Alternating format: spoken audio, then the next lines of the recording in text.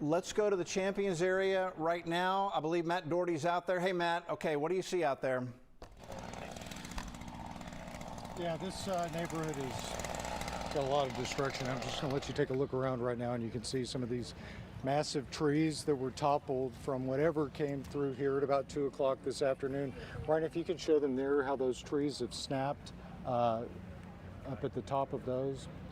So you only get, with these extreme weather events that we've covered in the past, you only see images like this during those. And, you know, everybody here, of course, is saying that they believe this was a tornado that came through. I'm going to take a walk over here. We're going to speak with Javier. Hi, good to see you.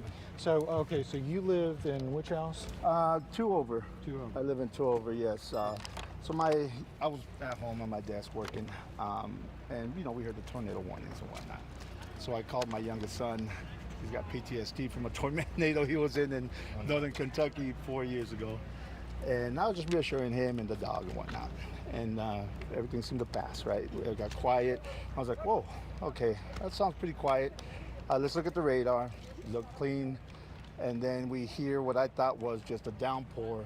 And my son goes and checks the back door. He's like, it's wind. I said, run, get back over here. And yelled at my oldest son who was upstairs, get down here, let's huddle up. And yeah, the rest is history. We heard glass breaking, we heard trees falling, we heard a thud on the roof. Did you hear that train sound that everybody always talks about? Did you hear that? Just a very loud whooshing sound. Not quite a train, at least I didn't think a train, but definitely a heavy whooshing sound.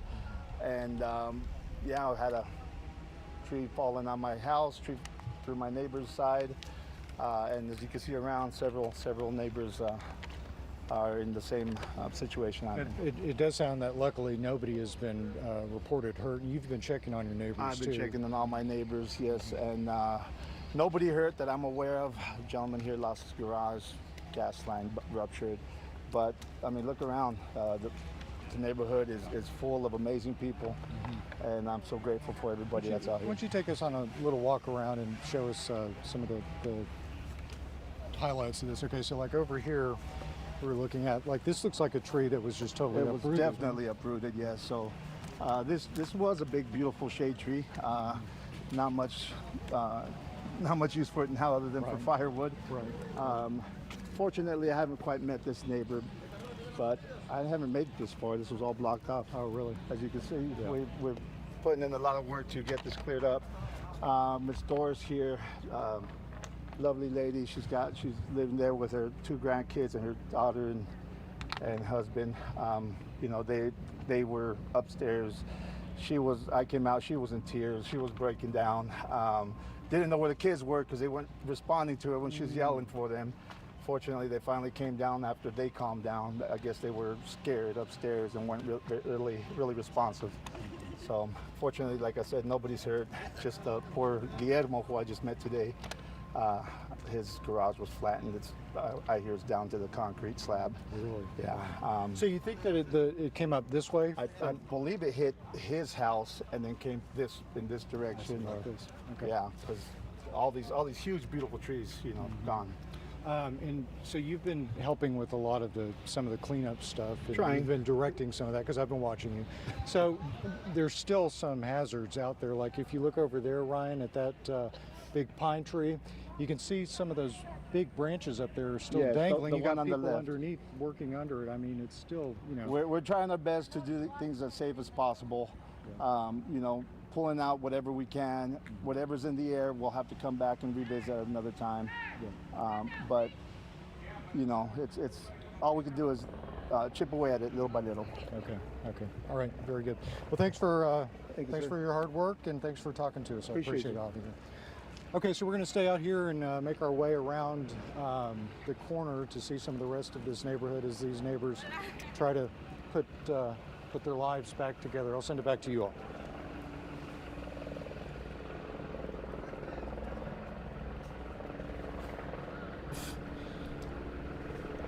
That is the biggest evidence that this was a funnel cloud is that the tops of those trees up there have been lobbed off. If you can pan up, I want to see those trees where the tops have been taken off.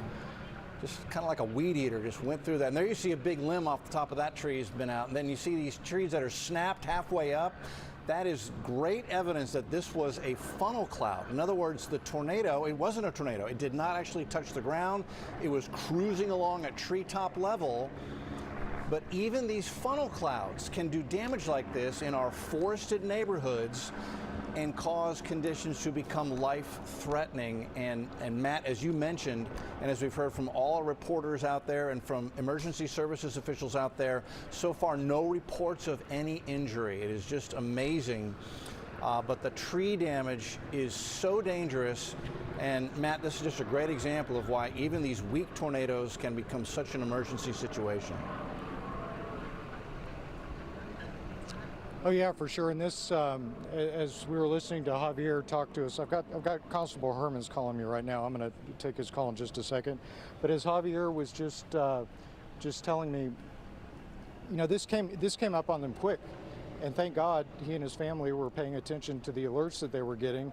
And you know, like he said, he had to tell one of his sons to get down from that top level of the house and hunker down, seek shelter. He did the right thing, Matt. Sounds like a lot of these people did, but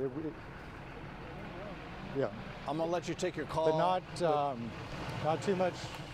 Yeah. Go ahead and take your call. I can see they've got trucks in to start removing some of the trees out there. And what Javier described, instead of the freight train sound, he said it was a whooshing sound. Again, more evidence that this was a funnel cloud that was skirting along at treetop level.